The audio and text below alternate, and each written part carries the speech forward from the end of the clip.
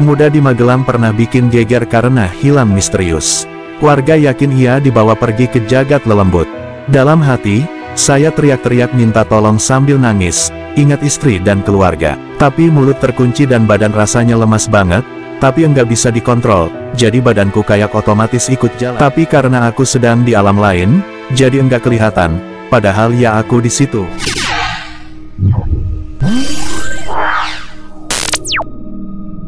Momen sambut tahun baru Islam 2 tahun lalu, merupakan hari yang tak terlupakan bagi Tri Noriyati sekeluarga. Sudah tradisi di tempat tinggal mereka, Desa Pucang, Kabupaten Magelang, merayakan malam satu sura bersama warga sekitar. Sehari sebelumnya pun, pada Rabu, tanggal 19 Agustus tahun 2020, perempuan 55 tahun itu kebagian tugas masak-masak buat acara mujahadah yang akan diadakan di masjid nanti malamnya. Kenangan yang membekas bagi Tri bukan soal suguhannya dipuji tetangga, maupun kegiatan doa bersama mendekatkannya pada Allah. Hari itu, ia begitu panik mencari anak sulungnya yang tiba-tiba hilang. Satu persatu keganjilan mulai nampak ketika putranya Eksan Aji Saputra tak kunjung pulang ke rumah. Padahal, ia sudah berjanji mengantar ibunya melayat, setelah merampungkan pekerjaan hariannya sebagai tukang parkir di Pasar Pucang.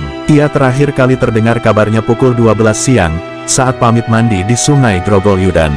"Duh panas banget Bu, aku ngadem mandi dulu di sungai ya," pamit lelaki yang saat ini berusia 30 tahun, sebagaimana diingat Tri. Di dekat sungai, ada pemandian umum yang sering didatangi warga. Jaraknya juga cuma 500 meter dari rumah mereka. Seharusnya tidak butuh lama membersihkan badan di sana. Tapi yang terjadi, Eksan membuat ibunya gelisah di rumah. Ia belum pulang hingga azan maghrib berkumandang. Rencana Tri batal semua. Tetangga lantas melaporkan hanya menemukan pakaian dan ponsel Eksan, sedangkan pemiliknya tidak ada di sana. Kabar hilangnya Eksan segera disebar.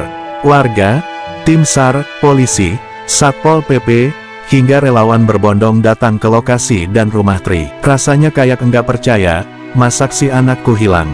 Apalagi di sungai itu, kan dia sudah biasa ke sana sejak kecil, tutur Tri. Bapaknya Eksan masuk sungai, ngubek-ngubek air sambil nangis. Apa mungkin Eksan jatuh atau dimakan ular? Lanjutnya, malam itu, peserta mujahadah di masjid tak sebanyak biasanya. Sebagian besar, warga memilih ikut mencari Eksan di sekitar Sungai Grogol Yudan. Tapi nihil. Tim SAR dari kantor Basarnas Semarang, yang semula menduga Eksan hanyut di sungai, menemukan kejanggalan, sebab aliran air sungai hari itu sangat kecil, mustahil menghanyutkan orang dewasa. Warga dan relawan yang menyisir tepian sungai, dan daerah sekitarnya hingga radius 3 km pun tak menemukan petunjuk apapun. Eksan seperti begitu saja menghilang di udara. Berita ini sempat ramai di jagat maya, apalagi setelah Eksan ditemukan esok malamnya, di depan MTS Ma'arif Pucang yang hanya berjarak 500 meter dari lokasi hilang. Jika sejak kemarin Eksan di sekitar sana, tak mungkin luput dari pencarian warga yang berkeliling di lokasi itu. Eksan ditemukan dalam keadaan lemas, linglung, dan tak memakai pakaian. Karena susah dijelaskan secara nalar, warga kemudian menduga, hilangnya Eksan melibatkan fenomena supranatural, diculik pelampor atau dipercaya sebagai hantu yang suka menculik orang, hingga pindah ke alam lain. Apakah benar Eksan dibawa ke alam gaib? Eksan mengaku tak ada yang aneh saat melangkah masuk ke kawasan Sungai Grogol Yudan. Tapi siang itu memang tak ada siapapun selain dirinya. Selesai buang air, Eksan sempat bermain ponsel, lalu melepas baju. Untuk berendam, Eksan mesti menuruni 5 anak tangga di dekatnya. Pemandian umum di sana terdiri dari 3 kolam seukuran 3 x 3 meter, pancuran bilas, dan area duduk yang langsung bersisian dengan sungai. Rimbun bambu menaungi hampir seluruh tempat ini, membuatnya jadi sejuk dan dingin, meski siang tengah panas-panasnya. Eksan, seperti warga lain, biasanya mendinginkan badan, atau mencuci baju sambil mengobrol tentang apapun.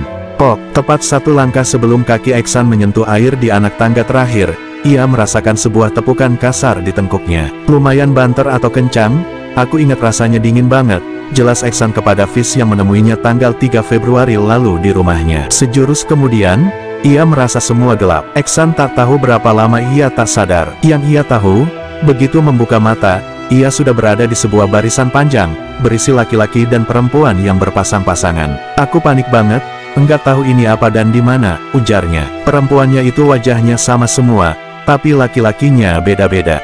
Ada yang rambut panjang, ada yang cepak, ada yang rambut putih, ada yang berdarah, tapi tingginya sama semua. Ingatan Eksan tentang hari itu amat detail. Posisinya saat itu berada di paling kanan, berjejer dengan sosok perempuan cantik, yang memakai kemben dan selendang halus warna krem muda, dengan rambut terkuncir ke belakang. Ia sendiri memakai pakaian dari kain senada, yang dililitkan ke badannya. Ada 3 pasangan lain di sisi kirinya. Dalam hati, saya teriak-teriak minta tolong sambil nangis, ingat istri dan keluarga. Tapi mulut terkunci dan badan rasanya lemas banget, tapi enggak bisa dikontrol, jadi badanku kayak otomatis ikut jalan, ujarnya. Menurut Eksan, barisan itu amat panjang hingga ujung, depan belakangnya tak bisa ia lihat. Mereka berjalan di sebuah jalur jalan setapak berbatu.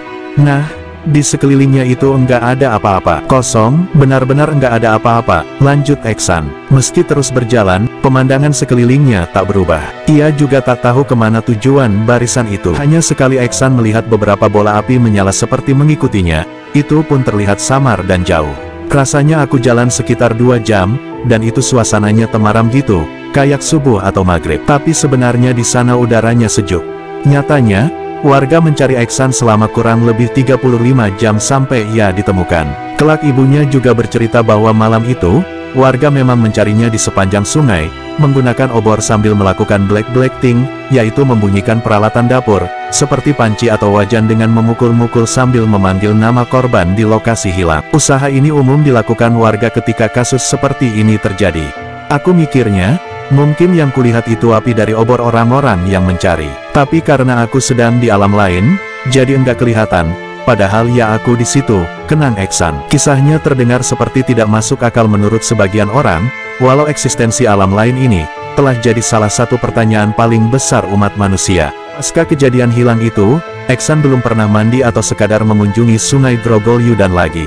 Takut kena lagi, pulangnya susah, ia tertawa. Setelah berjalan lama, ada sosok laki-laki tua membagikan makanan. Aku disodori daun jati, di atasnya ada buletan bening. Segini, lanjut Eksan seraya membentuk lingkaran dengan jempol dan jari telunjuknya. Ia bilang rasanya tawar. Eksan merasa tubuhnya sedikit lebih kuat usai menelan benda itu. Ia mencoba menggerakkan kaki kanan keluar dari jalan setapak batu tadi, dan kali ini berhasil. Wah itu, enggak banyak mikir, saya langsung lari. Eksan merasa dari awalnya kosong. Ia yang masih setengah sadar, mulai bisa melihat lingkungan sekelilingnya meski sangat kabur. Seperti ada batasnya gitu loh, susah ditembus, ujarnya. Kesadaran lelaki itu baru sepenuhnya pulih saat ia membuka mata, terbaring di lantai ruang tamu rumahnya, dikerubungi banyak orang. Abis diruqyah baru mata dan perasaan plong. Ia bersyukur pengalamannya hilang ke alam lain, tak memberi efek buruk pada kondisi fisik maupun psikisnya. Setelah hilang itu, aku malah jadi lebih mantap. Karena aku tahu dan sudah mengalami, emang alam itu enggak cuma satu ini. Alam lain itu ada juga, ya saling jaga aja. Kalau kemana-mana uluk salam atau memberi salam, permisi ke yang punya tempat, pungkasnya. Pelajaran yang bisa kita ambil hikmah atau pesan dari kisah nyata tersebut adalah, jangan pernah meremehkan sesuatu atau tempat, yang kemungkinan dianggap horor. Terlebih tempat tersebut di daerah hutan, memang benar kita harus percaya, bahwa alam lain itu benar adanya. Akan tetapi kita juga harus percaya, bahwa Allah Sang Maha Pencipta dunia dan seisinya ini selalu ada, selalu tahu apa yang kita perbuat. Jadi selalu mintalah perlindungan kepada Allah Subhanahu wa Ta'ala, dan percayalah atas semua kehendaknya.